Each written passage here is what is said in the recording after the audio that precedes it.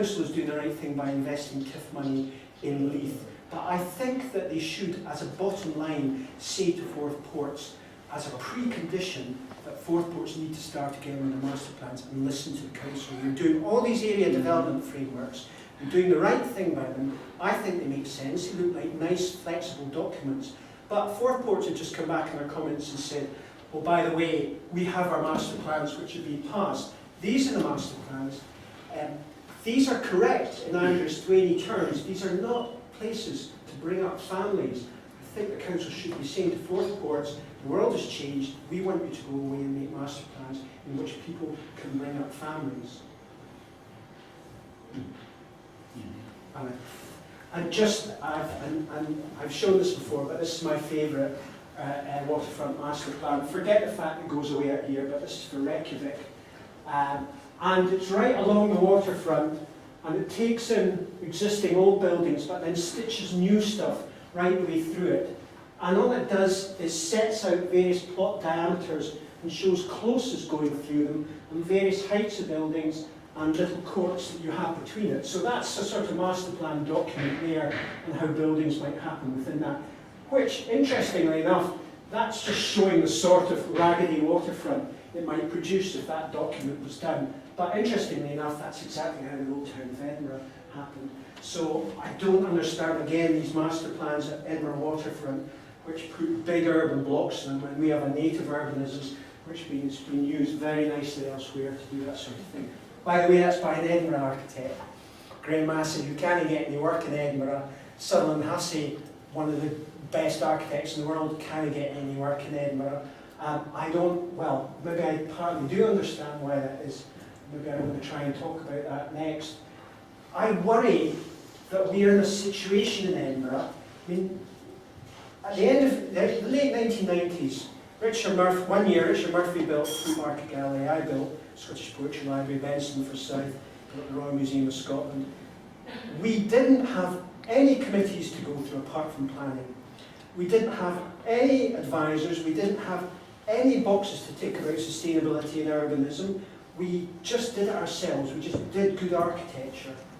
Now, I mean, I've come from a background of community architecture. I worked in Western Hills. I believe in convincing people. But when I look at buildings in Edinburgh just now, I don't see any architecture at the heart of them. I think that they're only about convincing people. They're the path of least resistance, and they fall between all stools. When I look at the Masoni, I can see how it's kind of traditional because it does this when it meets the other buildings. It's kind of modern because it's got cutouts and it does this. It's kind of sustainable because it's got bits of wood nailed beside the windows. It's kind of branded because their brochure says that this is the Masoni logo here. It's kind of urbanist because it turns a corner and does all this thing. It kind of does everything but fails to do anything.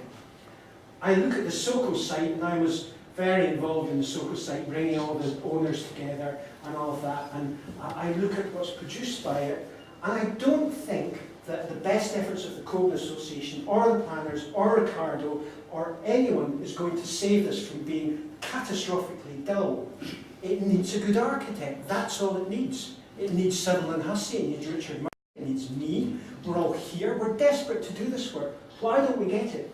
Because the developers, I think, see that they need to follow the path of least resistance.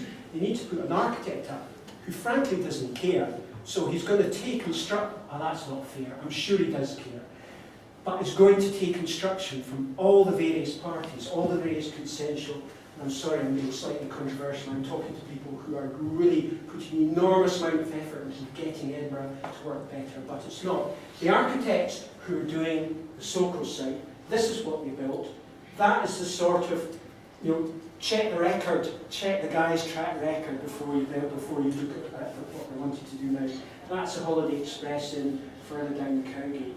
This building, this is the little coffee place in St Andrews Square. St Andrews Square, fantastically important.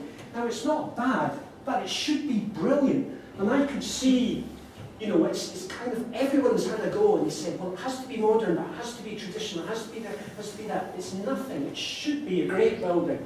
This I've talked about, and all this stuff, it really makes my heart sing. It's not what we deserve, it's not what Edinburgh deserves. And apologise again because I'm denigrating colleagues as well, but I'm not very good at shutting up in these situations. So I'm sorry I've ended on a down note. I should have ended on the up note, and I've talked for far too long. And please then have a go at me back. Thank you.